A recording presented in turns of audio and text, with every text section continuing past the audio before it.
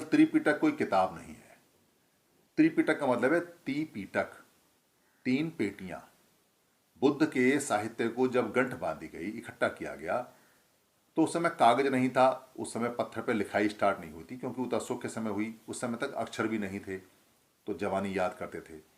तो ऐसा माना गया कि ऐसा ना हो कि बुद्ध के जो पावन वचन हैं, पावचन हैं, वो कहीं भूल ना जाए लोग, तो उनको इकट्ठा कर लिया जाए। तो 500 भिक्खु जो बुद्ध के साथ रहते थे और जिनकी मेमोरी अच्छी थी, उन सबसे एक एक एक एक एक अच्छी अच्छी बातें जो उन्होंने कही हैं। यूँ तो 45 साल तक आदमी कहाँ तक याद रखेगा, मगर कुछ खास बातें जो लोगों ने पूछी कि भाई कैसे है, राजा ने पूछी कैसे है, गरीब आदमी ने पूछी कैसे है, या कभी बुद्ध ने खास किसी संदर्भ में ये बात बताई कि ये बात ऐसे है, या कोई खास ज्ञान दिया, तो वो याद किया। उसको सबने इकट्ठा किया, उसको समराइज किया, उसको चेक किया, उसको पूछा ऐसा ही है, ऐसा ही है। तो वो सारा सारा इकट्ठा किया। बुद्ध ने कोई किताब नहीं लिखी, बुद्ध ने कुछ नहीं लिखा, बुद्ध तो कह के चले गए।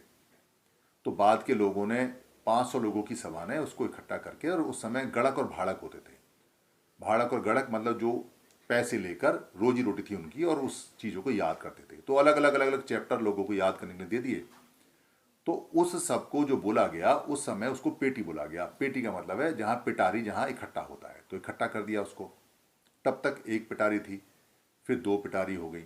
पहले तो खाली सूत्र बोला जाता था, मगर उस सभा में फिर ये सूत्रों को अलग अलग किया गया। एक विनय पीटक यानी भिक्षुओं के और भिक्षुणी के नियम की बने, और एक बाकी सूत्र पीटक बना जो सारे लोगों के थे, जिसमें आम जनता, लड़का लड़की, औरत आदमी, गरीब अमीर, राजा रंक, सबका उसमें होता था कि क्या नियम बताए हैं क्या नहीं बताए, उसको सूत्र पीटक। बाद में उसमें जो मन की और जो शरीर की साइंस थी, यानी माइंड की और बॉडी की जो साइंस थी, उसको अलग किया गया, उसको अभिधम्म पीठक बोला गया, अभिधम्म करके लिया गया। तो बाद में 3 हिस्से उसके किए गए, उसको बोलते हैं त्रिपिटक।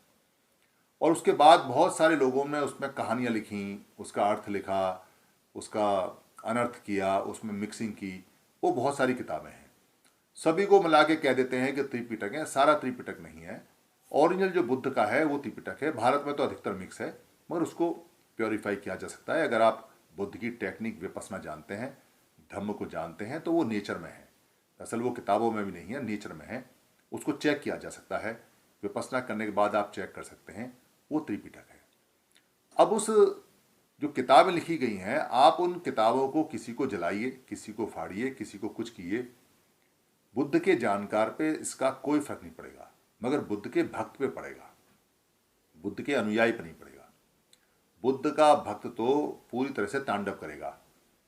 बुद्ध का भक्त जो होगा, क्योंकि जैसे अन्य मतों के भक्त हैं, क्योंकि अन्य मतों में गॉड है, यहाँ तो गॉड है नहीं बुद्ध के मत में, बुद्ध की फिलॉसफी में, मगर वो अन्य मतों की तरह ही उछलेगा, कूदेगा।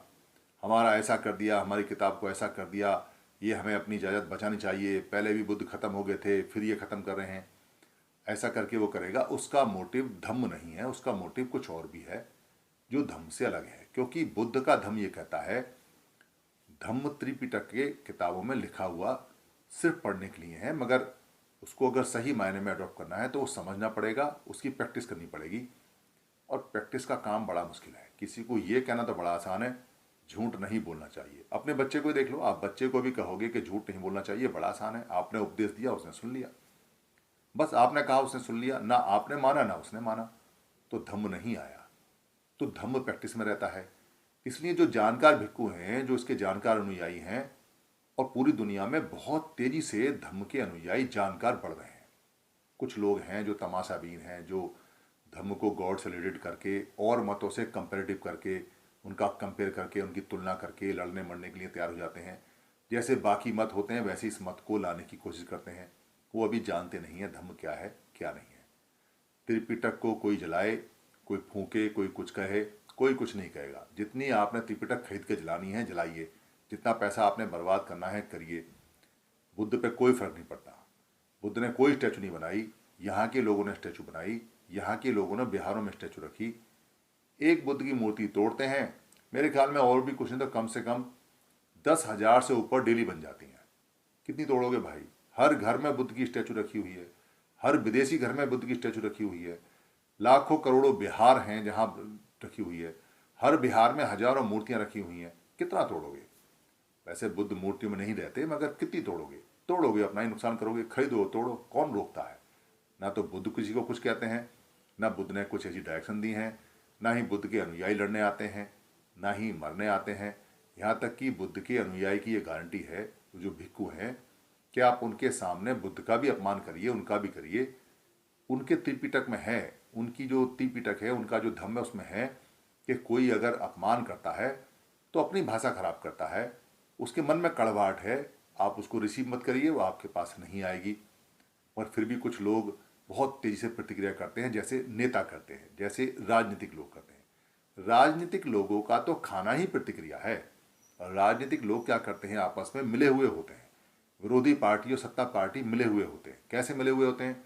देखो, हम ये कुछ कहेंगे, तुमको इसमें प्रतिक्रिया देनी है, तुम प्रतिक्रिया दोगे, फिर हम प्रतिक्रिया देंगे, हम पब्लिक को दोनों उलझा के रखेंगे, ठीक है ना। तो ऐसा उनका आपस में समन्वय होता है, कोऑर्डिनेशन होता है। एक राजनीतिक दल आता है, दूसरा जाता है, दूसरा आता है, तीसरा आता है, तीसरा आता है, चौथा आता है, फिर घूम के पहला आता है। ये उनका चलता रहता है, ये उनकी आपसी समझ है, उनका कोऑर्डिनेशन है।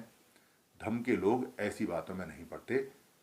धम्म प्राकृतिक है, हर जगह विद्यमान है, और बहुत तेजी से लोगों की समझ में आ रहा है। लोग इसकी प्रैक्टिस कर रहे हैं, इसका मतलब ये बढ़ रहा है। जितनी इसकी प्रैक्टिस करते हैं उतना ये बढ़ता है, और जितनी इसकी प्रैक्टिस छोड़ देते हैं उतना ये घटता है। और अब समय आ गया है कि पूरी दुनिया में फिर दोबारा से जगत गुरु जो बुद्ध हैं, उनका धम्म प्रैक्टिस में बहुत तेजी से आ रहा है। इसलिए उन जो भिक्खु ने कहा है, सच है या गलत है, मगर जो उन्होंने कहा है वो सार बिल्कुल ठीक है। बुद्ध मूर्ति में नहीं रहते, बुद्ध किताबों में नहीं रहते, बुद्ध तो हर मनुष्य, हर जीव, हर जानवर, हर पेड़, हर प्रकृति में रहते हैं। धन्यवाद।